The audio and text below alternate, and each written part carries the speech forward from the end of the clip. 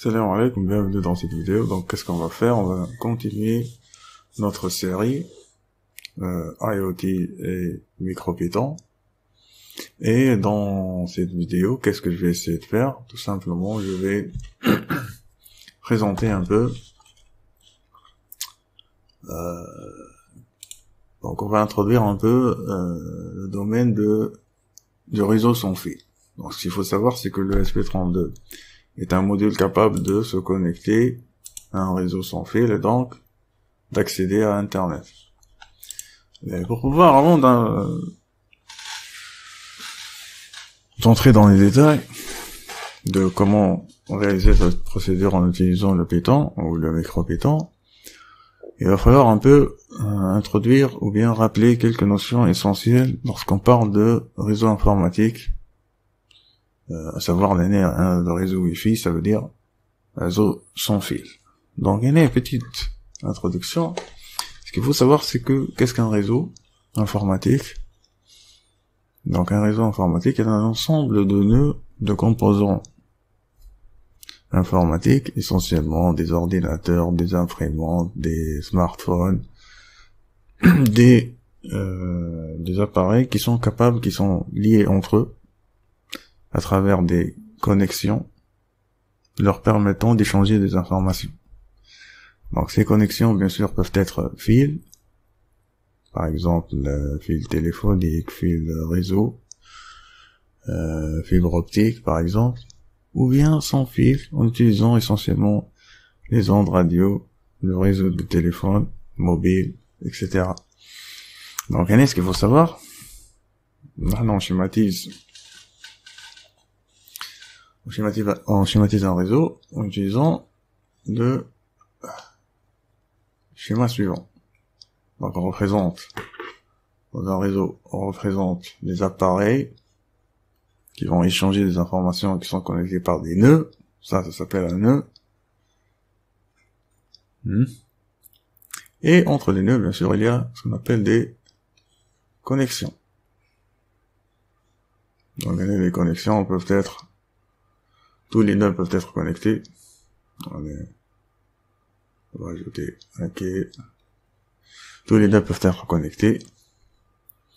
Tous les nœuds ne sont pas connectés entre eux. C'est possible d'avoir cette configuration. Et ce qu'il faut savoir, c'est que essentiellement, c'est ce qu'on appelle un réseau. Mais lorsqu'on parle de réseau sans fil, essentiellement, ce qu'il faut savoir, c'est que il existe. Je vais effacer ça. Et dans un réseau sans fil, qu'est-ce qu'il se passe? Je vais essayer d'effacer ça. On va refaire mon schéma. Donc, ce qu'il faut savoir dans notre configuration, un réseau sans fil, essentiellement, il y a un nœud qui s'appelle point d'accès.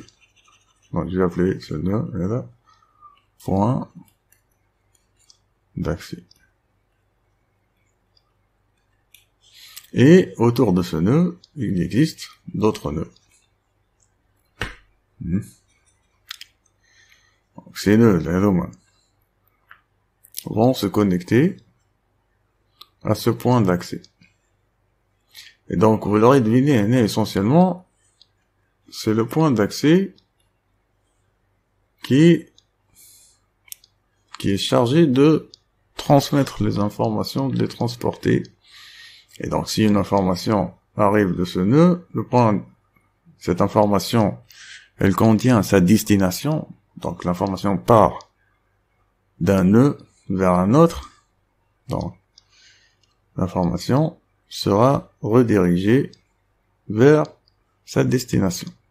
Et ceci sera réalisé par le point d'accès. Donc, dans un réseau, ce qu'il faut savoir, c'est que les nœuds sont identifiés. Donc, avoir un nœud, ça sert à rien si on n'est pas capable, qu'est-ce que je viens de présenter?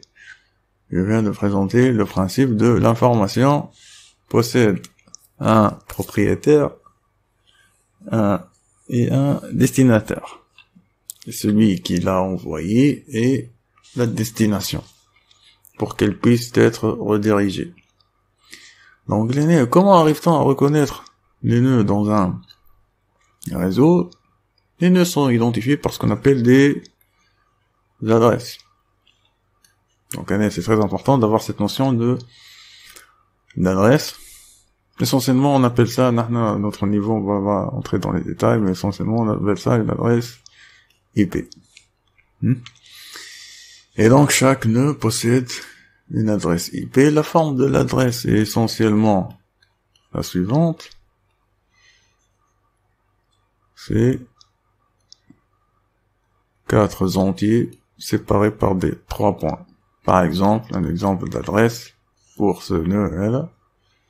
Je peux lui donner, par exemple, cette adresse en général. Si vous avez un point d'accès chez vous, vous aurez comme adresse pour le nœud central. On peut appeler ça un nœud central. Voilà le point d'accès. Donc, ça sera 192.168.1.1. Donc, voici ce qu'il faut avoir en tête. En ce qui concerne les réseaux informatiques, bon, bien sûr, je n'entre pas dans beaucoup de détails, mais sachez que l'objectif essentiellement, lorsqu'on a un réseau, c'est de partager une ressource. Et cette ressource, essentiellement, c'est Internet, là. J'ai introduit le terme Internet. Pourquoi? Parce qu'on va utiliser, voici, dans cette série que me rend Internet des objets, ça implique le fait que on va interagir avec Internet. Et pour définir Internet, pour ceux qui n'ont pas de définition claire dans leur tête, je viens de présenter un réseau. Imaginez que tous les appareils du monde sont connectés entre eux. Je vous ai présenté la notion de réseau. Internet, c'est le plus grand réseau qui existe sur la Terre. C'est toutes les machines qui sont connectées entre elles. Soit avec fil, soit sans fil, avec satellite, etc. Et donc, voici essentiellement ce qu'il faut savoir. Mais juste un dernier terme, parce qu'on va le rencontrer dans nos explications ou nos applications, nos petites activités, c'est le terme de serveur ou client.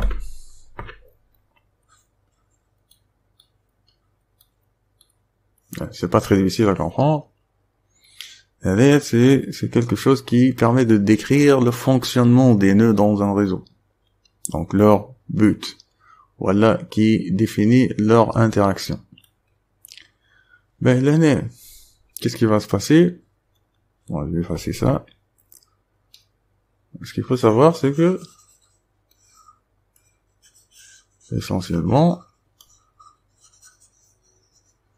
dans un réseau, en général, il existe un ou plusieurs nœuds qui vont fonctionner comme étant des serveurs. Donc, un nœud serveur. Le serveur, en général, qu'est-ce qu'il va contenir? Il va contenir un service. Peut-être un ou plusieurs. Et les clients, qu'est-ce qu'ils vont faire? Ils vont demander ce service. Donc, client 1, client 2, et le fonctionnement sera de la façon suivante. Un client envoie une requête, et le serveur, qu'est-ce qu'il va faire? Le serveur va renvoyer une réponse. Et ceci donc permet de définir l'interaction, l'échange d'informations entre les nœuds en utilisant cette architecture. On appelle ça l'architecture client-serveur. Vous avez un client, il envoie une requête et le serveur, il répond. C'est, par exemple, c'est ce qui se passe lorsqu'on parle de HTTP et d'accès tout simplement aux pages web. Donc, lorsque vous demandez une page web, qu'est-ce qui se passe? Vous êtes le client. Par exemple, vous utilisez un navigateur comme Google, Chrome, par exemple, Internet Explorer, Edge plutôt, et vous me faites une requête, vous demandez une page, vous écrivez le lien de cette page, et il y a une machine sur Internet qui va vous répondre, qui va vous renvoyer cette page, c'est un ensemble de données qui sera interprété par votre navigateur qui est le client. Et rapidement, d'ailleurs, pour ceux qui veulent entrer dans les détails, bien sûr, je conseille de chercher sur Internet, d'essayer de poser des questions si quelque chose n'est pas très clair. Mais, ce qu'il faut savoir, essentiellement, pour pouvoir pratiquer, pour pouvoir faire un peu d'Internet des objets, d'échanger des informations, donc il faut avoir au moins ces notions en tête. Mais passons donc à la partie la plus intéressante, qui est la suivante, où là, je vous demande de garder en tête ces notions, parce que, vous allez voir, ça va nous servir. Et donc, ce site-là, qu'est-ce que vous faites? Vous allez sur Google, vous écrivez ESP32 micropétant, vous pouvez ajouter le terme clé, mot-clé Wi-Fi, et vous cliquez sur Aider. Ou bien Getting Started, commencez avec le micropétant sur ESP32, voilà, ça, la référence rapide. Et donc, qu'est-ce que je fais? Je parle de réseau, network, réseau. Et donc, je vais voir comment ça se passe. Donc, ce qu'il faut comprendre, c'est que on peut définir notre ESP32 est un nœud dans le réseau. Un nœud, qu'est-ce qu'il peut être? Ou bien, il peut être une station normale, il y a un client, tout simplement, il envoie, il reçoit des informations, ou bien il peut être un point d'accès. Et donc dans notre code, qu'est-ce qu'on doit indiquer? On doit indiquer la nature de la connexion qui sera réalisée par notre ESP32. Où on vous indique que on parle du terme station, l'Irkitali, normal, ou on parle du terme le point d'accès. Le point d'accès à ce niveau. Donc, soit je crée mon ESP comme étant un appareil normal qui va se connecter à un réseau sans fil, soit je définis mon ESP comme étant un point d'accès et d'autres appareils vont se connecter sur lui. Donc, c'est pas très difficile à comprendre. On fera pas le premier exemple parce qu'il est pas très intéressant. Ce qui nous intéresse, c'est connecter notre appareil à un réseau sans fil pour pouvoir accéder à Internet. Et pour cela, qu'est-ce qu'on nous donne? A useful function for connecting to your local Wi-Fi network is. Donc, une fonction utile pour se connecter à votre réseau local Wi-Fi. Et la suivante, qu'est-ce que j'ai fait précédemment? Je prends cette fonction telle quelle. Copier-coller. Mais je la colle l'année. Et qu'est-ce que j'ai défini l'année pour expliquer un peu? On va utiliser le module réseau pour être capable d'échanger, de faire toutes les opérations par rapport à un réseau. Je crée mon ESP32 comme étant une station qui va se connecter. J'active cette station. J'ai le droit de l'activer ou de la désactiver. Donc, si vous voyez bien, on a activé the interface. On a activé l'interface.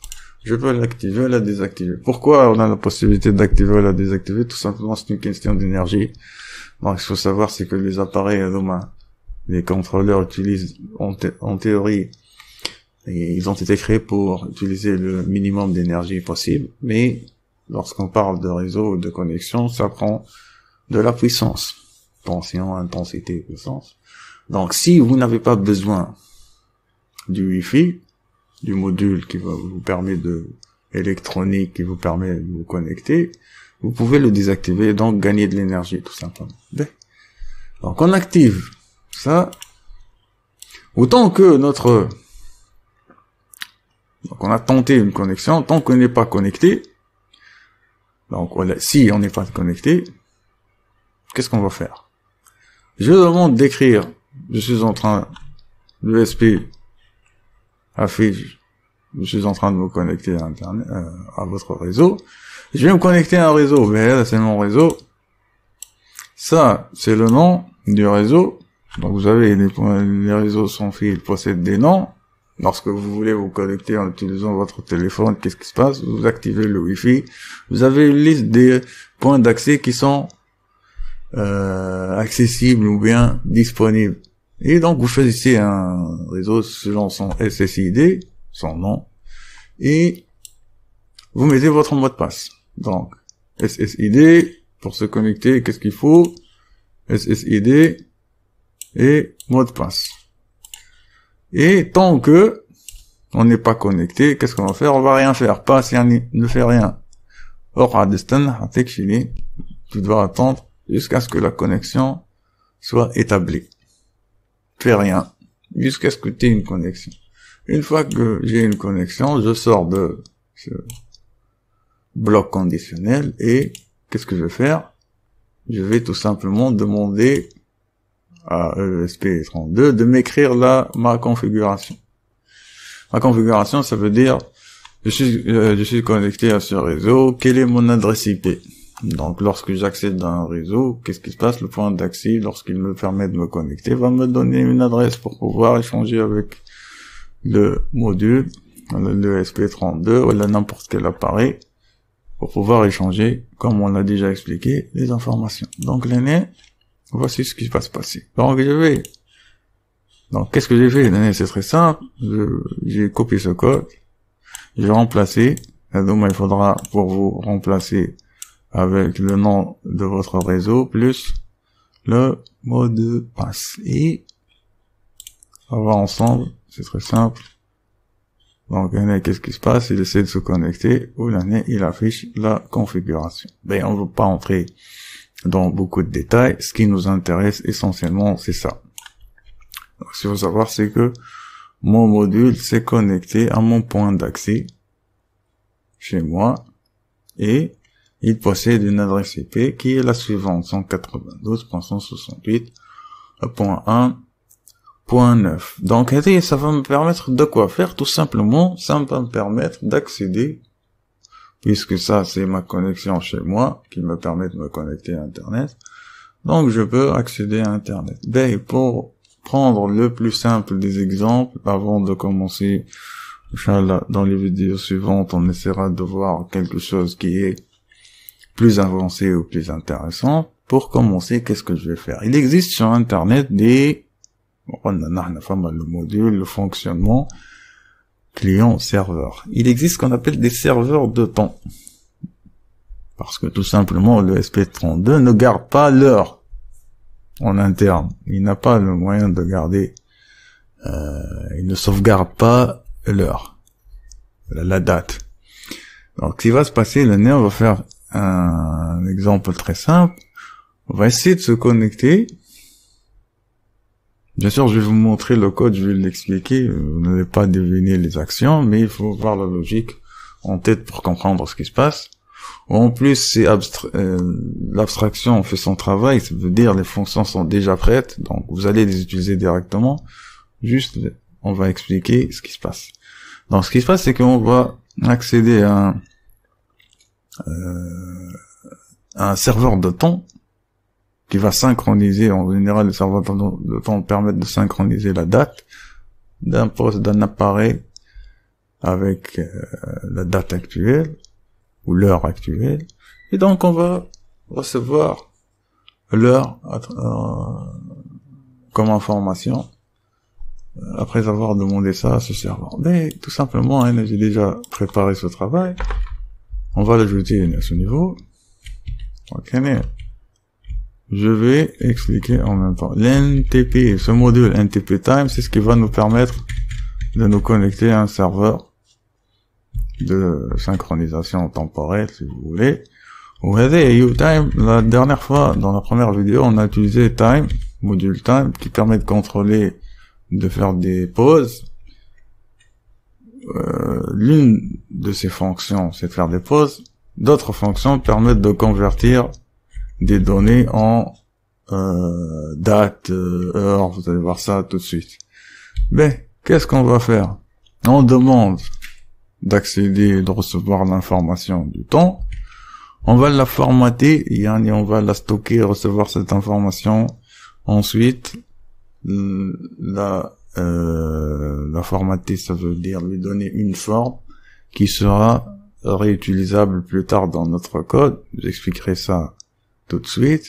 Vous l'avez, j'ai ajouté cette opération juste pour vous montrer qu'est-ce que je vais faire. Je vais afficher le temps que j'ai reçu, l'information que j'ai reçue. Je veux savoir comment je peux l'utiliser plus tard. On va essayer, Inch'Allah, plus tard de l'utiliser dans des applications qui me proposent les plus intéressantes. Et je sauvegarde le truc, le nez, et j'exécute. Donc, qu'est-ce que vous remarquez? Ce que vous allez remarquer, si vous regardez le temps, l'année indienne, c'est 11h44. Il y a juste un petit décalage. 10, l'année, 11, CA. Mais, on va s'attarder sur ça. Donc, lorsque la machine affiche le résultat de cette forme, peut-être que ça paraît un peu nouveau, et on appelle ça un tuple en Python. Un tuple, c'est quoi? C'est tout simplement un ensemble de valeurs qui sont séparées par des virgules, où on met des parenthèses.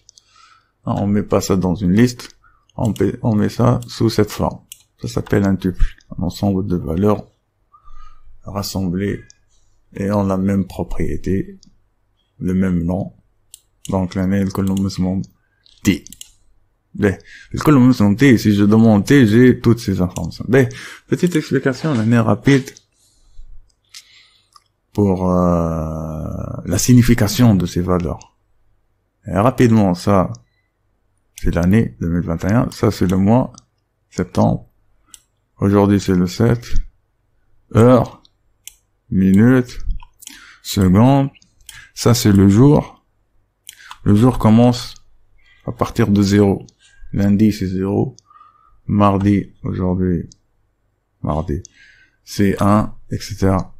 Et le 250, c'est le numéro du jour dans l'année. Donc l'année, c'est 365 jours, ça dépend. Bon, si, bien sûr, c'est l'année en utilisant le soleil pour compter. Donc 365 jours, 250, c'est le numéro du jour dans l'année. Donc il reste à peu près 100 jours, 3 mois et quelques. C'est ça, septembre, octobre, novembre. Voici la signification de tes valeurs. Et voilà, pour accéder à une valeur, il suffit juste d'écrire. Donc, je vais tout simplement faire ça.